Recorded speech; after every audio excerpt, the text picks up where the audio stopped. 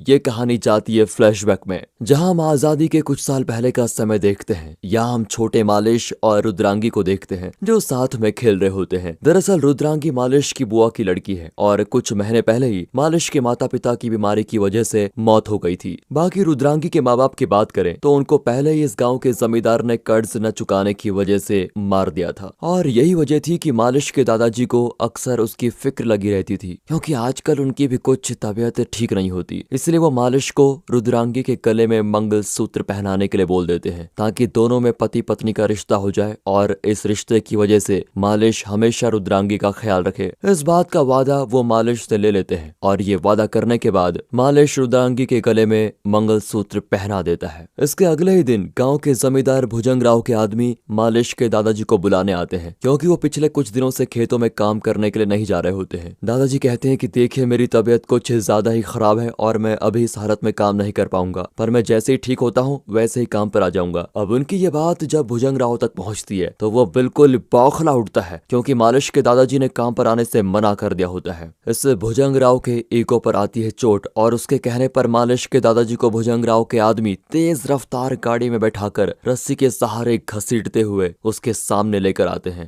पर इतने से भी उस भुजंगराव का मन नहीं बढ़ता और वो अपने आदमियों से मालिश के दादाजी को पीटने के लिए कह देता है और वो बिल्कुल ऐसा ही करते हैं। इस बीच वहां पर मालिश और उसके पीछे रुद्रांगी भागती हुई आती है। मालिश भुजंगराव के पैरों पर गिरकर उससे अपने दादाजी को छोड़ देने की विनती करता है, लेकिन भुजंगराव उसकी एक भी नहीं सुनता और उसके आदमी मालिश के दादाजी को मारना जारी रखते हैं। यहाँ भुजंगराव मालिश और रुद्रांगी को दूर धकेल देता है, जिसकी चोट की वजह से रुद्रांगी तो बेहोश हो जाती है, लेकिन मालिश को इस वक्त अपने दादाजी ही दिख रहे होते हैं। वो एक गुलेर के जरिए भुजंगराव और उसके कुछ आदमियों पर वार करता है। फिर वो सभी की आंखों में धूल झोंक कर अपने दादाजी को छुड़ाने की कोशिश करता है, जो देखकर उसके दादाजी उसको भाग जाने के लिए कहते हैं, क्योंकि अब उनका अंत समय नजदीक आ चुका है। उनकी बात मानकर मालिश वहां से भाग खड़ा होता है। यहाँ भुजंगराव का आदमी उससे कहता है कि हमें उस लड़के को ढूंढकर मार देना चाहिए, जिस पर भुजंगराव कहता है कि मैं उस बच्चे को जब चाहूं तब मसल सकता हूँ। यहाँ वो रुद्रा